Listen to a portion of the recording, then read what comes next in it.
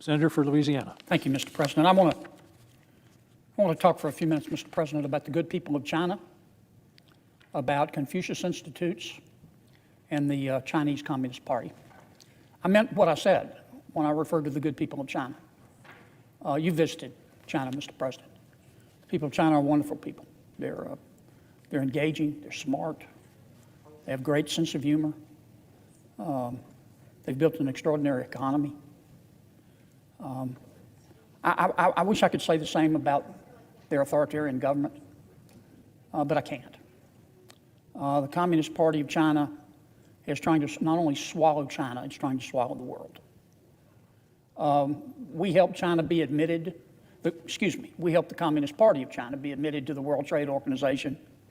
We were told that if we did, they would embrace free enterprise. We were told that the Communist Party of China would be a valuable participant in a stable world order.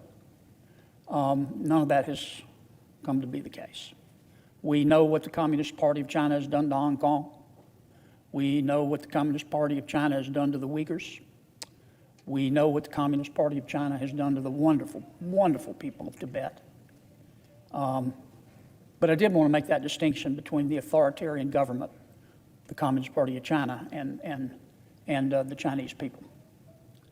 The Communist Party of China, being as aggressive as it is, has for a number of years reached out to our colleges and universities to establish what the Communist Party of China calls Confucius Institutes. And this was the pitch made by the government of China to our universities. We will give you bucket loads of money if you, our universities, American universities, will allow us to establish Confucius Institutes, where we can explain our culture to the young people of America, where we can have a free exchange of ideas, and where we can help young Americans learn the Chinese language if they would like. Boy, that sounds great. You know, I'll take a dozen of those. But the Communist Party of China, being the Communist Party of China, that's not how our Confucius Institutes have worked out. These institutes run by the authoritarian government of China will not allow the free exchange of ideas. They will not allow anyone to talk about the Uyghurs or the people of Tibet or Hong Kong or what happened at Tiananmen Square. They meaning the Communist Party of China, has used these Confucius Institutes as propaganda arms of their government. Now, many of our universities have done the right thing. They've said, nope, we stand for the free exchange of ideas. And if you're going to come on our campus and tell our people that there are things that they can't talk about, then respectfully, the Confucius Institutes need to leave our campus. But some of our universities haven't done the right thing.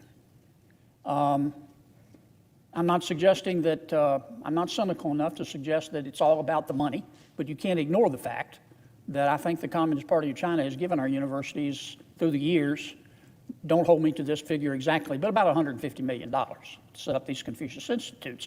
And universities, they build that money into their budget, so they're reluctant to see the Confucius Institutes leave. Not all of our universities, but some of them. I recognize the economic reality.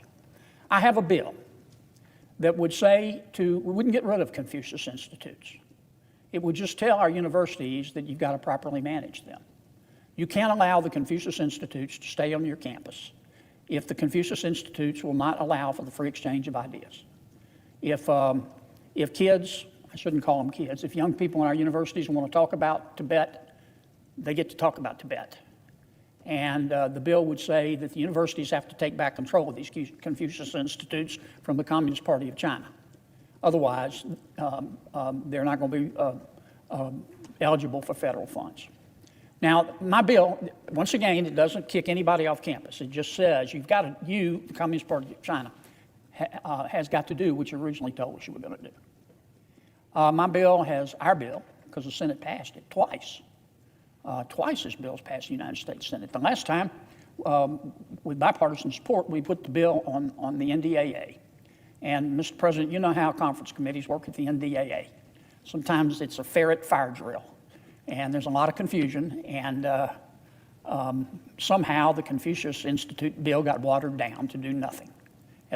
in the conference negotiations on the NDAA. I'm not criticizing anybody, but it happened. So I'm going to ask my colleagues on both sides of the aisle to pass the Confucius Institute Act for a third time, and hope in our new Congress we can keep teeth in it in working with our colleagues, not only in the Senate, but in the House. And toward that end, Mr. President, I'd like to ask unanimous consent that the Senate proceed to the immediate consideration of S-590, introduced earlier today. The clerk will report. S-590, a bill to establish limitations regarding Confucius Institutes and for other purposes. Without objection, the Senate will proceed to the measure. Mr. President, I ask unanimous consent that the bill be considered read a third time and passed, and that the motion to reconsider be considered made and laid upon the table. Is there objection? Without objection. Thank you, Mr. President. Mr. President, since we've got a few minutes here, I think Senator Sanders is supposed to be next. Am I right about that, Megan? I just thought I'd spend a few minutes to talk about President Biden's coronavirus bill. Let me see if I can explain why so many of my Republican colleagues, and I'm part of that, are disappointed in the bill. This bill will be our sixth coronavirus bill. I don't think anybody, any fair-minded person, can accuse the United States Senate, both Democrats and Republicans, of not trying to respond to this devastating virus and the economic problems that it has created. And I've been very proud that in the first 5 bills, we did it on a bipartisan basis. We spent a lot of money, about $4 trillion.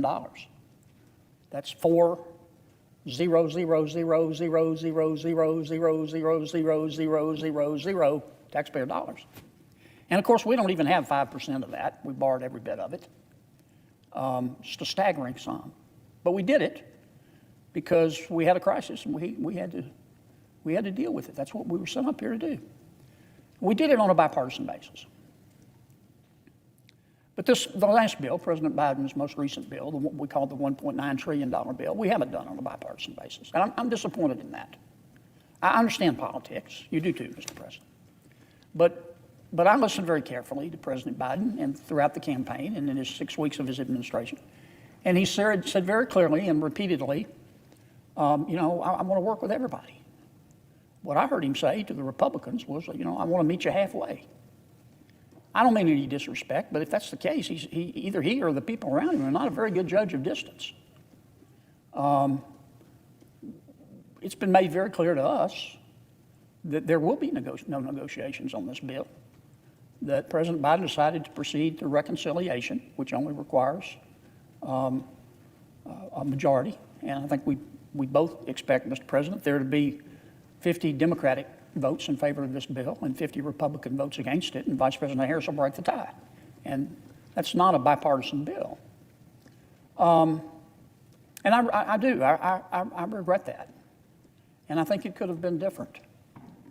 We can debate about whether we need $1.9 trillion, and I understand there are good arguments on both sides. I've heard the arguments, and I've listened carefully to my Democratic friends explain why they think we need it. There's another side of the story, and that is that, thank the Lord, we enjoyed 4% GDP growth last quarter. Most economists reckon that we will have about 6% GDP growth this year. The American people have about $1.6 trillion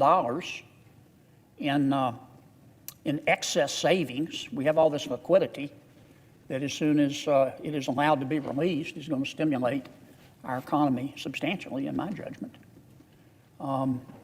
Everyone involved is doing a wonderful job on the vaccines. President Trump's team did a wonderful job. President Biden's team is doing a good job. The governors seem to be doing a great job. People are getting vaccinated. We know that we have a lot of people in America who had the virus and didn't even know it. We're rapidly approaching the point where either through vaccination or people who've had the virus and therefore had the antibodies that we're going to have way over a majority of the American people protected. And so one point of view is that we don't need to spend $1.9 trillion. But there was a middle ground here, Mr. President. And I'm disappointed that the president took the position that, look, we need to spend $2 trillion right now, even though there's $1 trillion at least in previously appropriated funds that we haven't spent yet. Now, a reasonable approach would have been to say, do we really need to spend $2 trillion? Maybe we ought to spend the other $1 trillion and see if that'll do it. Another reasonable approach would have been to say, maybe we ought to reprogram some of the $1 trillion that hasn't been spent. For example, we appropriated, I think, about $70 billion to our elementary and secondary schools. They've only spent $4 billion. So why are we giving them another $160 billion in President Biden's bill? Maybe, I'm not saying it's the case, but we ought to explore it. Maybe the schools didn't need the full $70 billion we gave them if they've only spent 4 or 5. So maybe we could reprogram some of that money. Now, if we had this money sitting in a checking account, I would still think, because it represents a scarce resource, I would still think that we need to take a look at the money we've already spent and either spend it if it's well placed or reprogram it before we go out and spend $2 trillion. But we don't have the money in a checking account. We're going to borrow every penny of this money. $2 trillion. That's going to bring debt up to 27, 28, 29 trillion. And we know, Mr. President, that right behind it is going to come a green infrastructure bill. And I'm hearing that could be $2 to $3 trillion more. At some point, we're going to run out of digits. I mean, at some point, we're going to have to change the name of the Department of Treasury to the Department of the Debt because there's no treasurer left. It's all debt. The other thing that bothers me about the bill, Mr. President, President Biden, and again, I understand politics, he has marketed this bill as an emergency. It's an emergency. We have to do it now. Right now, we need $1.9 trillion to deal with the economic crisis caused by the lockdown. And I understand that argument. And there clearly are some Americans who need help. But if what the president is saying is accurate, then why is so much of the money not even going to be spent until a year from now? I look at the bill and I say, if all that's true to deal with an immediate crisis, why are we giving money to states and local governments that have actually seen their revenues go up? Why? There's no crisis.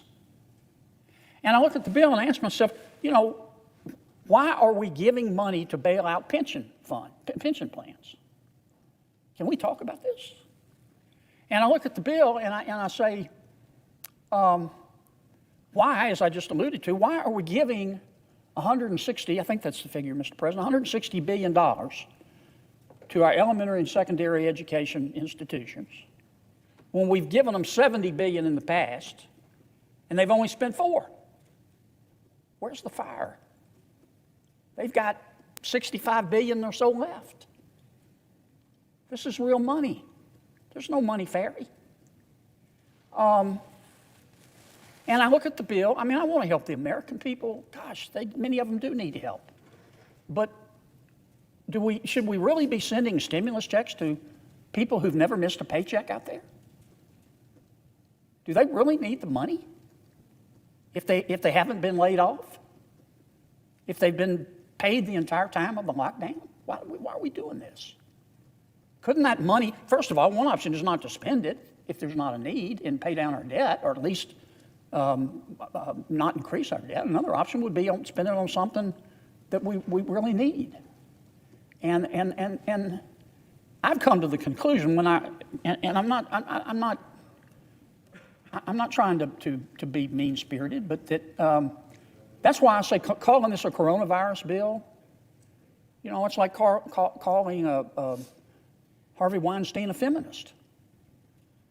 This isn't a coronavirus bill, not the way it's been portrayed. Now, the American people still have needs. We still have some folks, primarily in the leisure industry, in the travel industry, who need our help. They do need help. We have a lot of folks who lost their job through no fault of their own unemployment is about to run out. They need our help, and we ought to help them. But the right way to do this, Mr. President, is to sit down as a body, Democrats and Republicans, and go through our needs, not our wants, because that's another problem with this bill. It's more wanty than needy. Go through our needs, and let's discuss how much money we should appropriate to those needs in light of the fact that we've already spent $4 trillion and we have a bunch of money left over. And that's not the way this is being done. This is just being rammed down our throats. This is just raw gut politics, which I understand. I've been around it. You have too, Mr. President. We've both been around the block a few times. But that's not how you allocate scarce resources. And the final point I'll make, I know when we did the Tax Cut and Jobs Act, we meaning the Republicans, we went through reconciliation. We did. And so a fair-minded person might be thinking, well, Kennedy, how can you criticize your Democratic colleagues for using reconciliation if you did it? And that's fair, except when we did the Tax Cuts and Jobs Act, we asked our Democratic friends in leadership, can we sit down and see what we can put together? And we were told no. We don't want to reduce taxes. And that's not what happened this time. 10 of my colleagues, I wasn't invited, and that's okay, but 10 of my colleagues went to the White House and visited with President Biden for 2 hours. And came back and said, I think he may want to put together a bill together, and we're excited. And he's going, yay, that's great, wonderful. And then the next thing we knew, White House issued a statement and said, our idea of unity is to do what we say, don't ask questions. And we both thought, no, that's not unity. So all this could have been avoided, Mr. President. It all could have been avoided. And I think we're going to end up spending money that doesn't need to be spent right now. I think we're going to end up spending money where we don't need to spend it. And I'm so glad that Senator Schumer withdrew his bridge project and that Speaker Pelosi withdrew her Silicon Valley subway. That's just spending porn as far as I'm concerned. But in any event, Mr. President, I wanted to get that off my chest. We're going to go through a vote-a-rama where we all offer amendments. Maybe together we can make this bill better and get rid of some of the spending porn, as I call it, and do the job that the American people sent us here to do. Thank you, Mr. President. With that, I don't see Senator Sanders. I'm sorry. I yield to my good friend, Senator Peters.